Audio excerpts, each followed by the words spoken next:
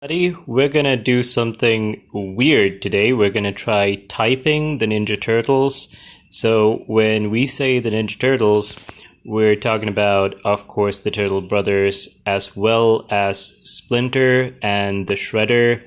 I'm not sure if I'm gonna get into the human characters, but all right. So we're gonna do it's a weird thing. Full disclosure: I tried to make this. I tried to compile the video so that the audio and the screen would go on the like a proper video.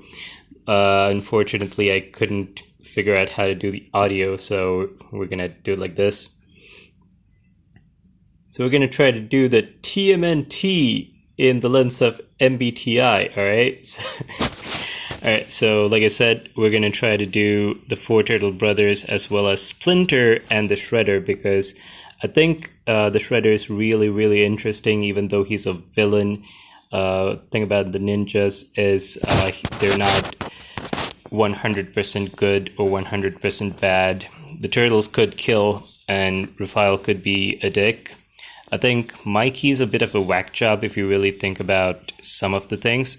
So we're going to think about, original comics and also all the cartoon shows from 1987 to 2003 Image Comics, which was really close to the comics, the Image version. But I think the Nickelodeon one was the one that was most true to all types of the comics. Kevin Eastman was directly involved with that one. So we're gonna... All right, so before we get into the first couple of Ninja Turtles, I would like to say that typing the Ninja Turtles is actually going to be a lot complicated for the reason that they're such good characters. They've been designed so well. So because we've worked with the same characters over and over again for the past 20 years, there's been a lot of development in character and everything. So we're going to focus on the micro series by IDW that came out in 2007, 12?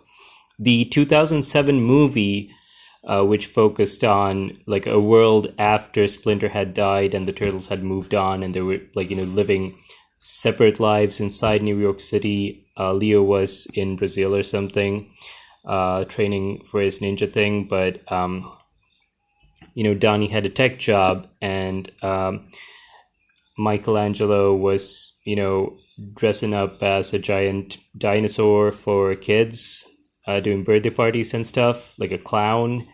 And Raph was doing the night watchman thing. So we're going to take into consideration some of that as well, although it's not canon. But the micro series basically had some of the same stuff. So we're going to start out with Donnie and Michelangelo, everybody's favorite Michelangelo, and probably on everyone's, probably last on everyone's list, Donatello, because he's so quiet and everything. All right, so what do we remember about Donatello? What is the first thing? Yeah, so Splinter and the Shredder, we're going to talk about these guys because, in some versions, Splinter is human, but he's not always human. But the Shredder definitely has his real identity, Orokusaki, and his costumed guys, the Shredder. I think when it comes to the ninjas, there's going to be a lot of split personalities. They are capable of doing more than just one thing. Let's just get into it. So when it comes to, the first two turtles that we're going to talk about are Don and Michelangelo. So what's the first thing that you remember about Donatello and any of the turtles, right? Donatello does machines. Raphael is cool but crude. Leonardo leads. Michelangelo is a party dude, So that is something that they've defined in the first cartoon intro, and it's from the comics as well, I guess. They're straight up bringing everyone up to date on what to expect with these guys. So Donatello, as we know, goes by the handle does machines. He spends a lot of time on the internet, And he is the nerd. He is the techie guy. He is definitely someone who spends a lot of time on computers, and he understands how things work, and he manages to break down ideas and analyze things in, like, a couple of seconds. Like, he's a great detective, and he is what was I gonna say? Oh, he does stuff. That is the most important thing. He has definitely got TE. So Donatello is definitely NNT, a standard kind of guy, intuitive thinking. But then we got the question of, like, which kind of N and which kind of T. The perceiving NTs will have introverted thinking and extroverted intuition. So, like, the bad kind of thinking and the bad kind of intuition. I mean, I'm an NTP, so do not judge too harshly about the NTPs. But the NTJs, they are the most practical, most useful kind of nerd. So I'm going to say that Donatello is, I mean, it's not like I'm just going to say it. It's like, it's pretty obvious that Donatello is a stereotypical NTJ. That is, he's got, let's back up a little bit. NTJ, that's, he's got extroverted thinking. He's really good with tools. He's really good with putting things together and making things work. He builds the van. He goes to the scrapyard. He creates phones out of nothing. He fixes a TV in the goddamn lair. Like, how the hell did he do so much with so little? And he's always coming up with new stuff. He's always inquisitive. So although you could say that there is a little bit of pattern recognition and detective work going in, so that's a little bit of an E, I think. And you could probably see Donatello getting too much into himself. Like in the movie when Raph was in a bathtub after getting beat up by the Foot Clan, and they moved up to Casey's place in Queens with April and everyone.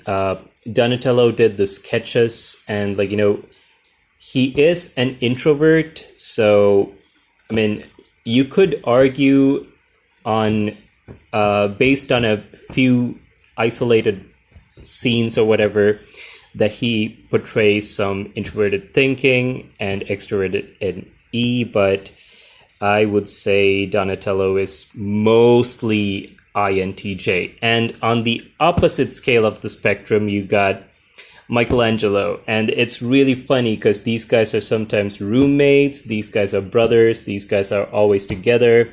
Michelangelo is the party dude, obviously. He loves Christmas, that's why he's hanging on a Christmas tree right here. He's got the most vibrant color. He definitely loves people.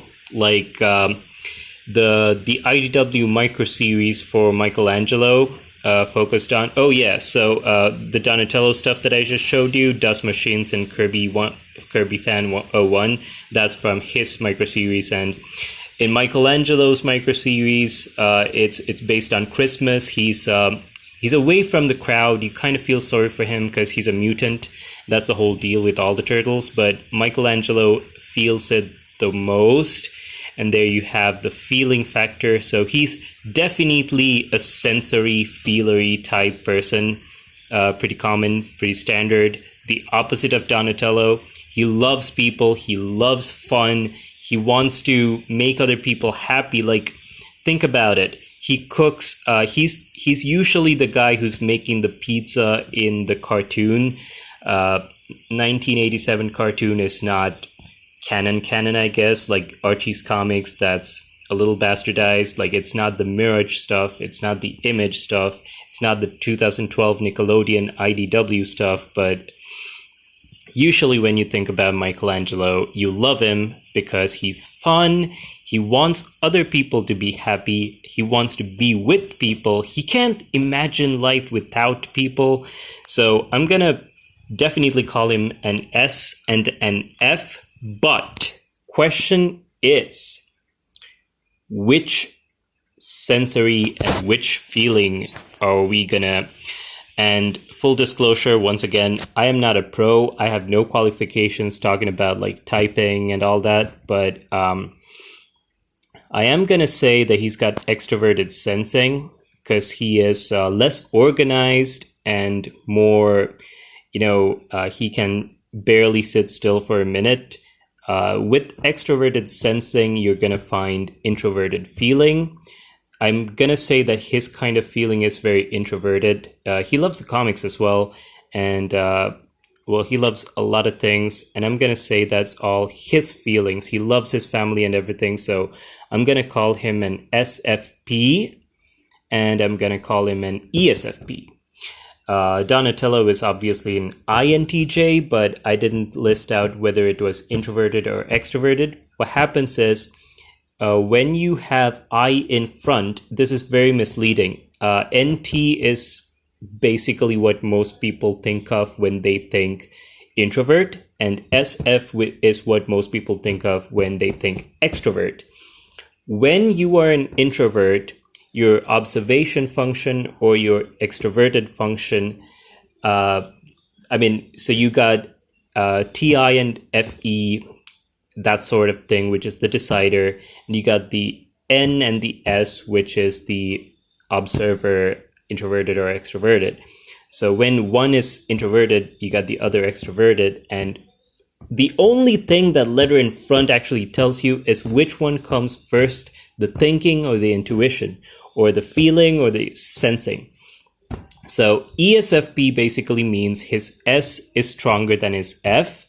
With Donatello, I don't know if he uses his intuition for his extroverted thinking, or whether he uses his extroverted thinking for his introverted N, which, so ENTJ or INTJ is, I don't know the difference, honestly, so I left that I or E out, but I know he goes with a J, and this one goes with a P, because the S is definitely extroverted, and I think the F should be introverted.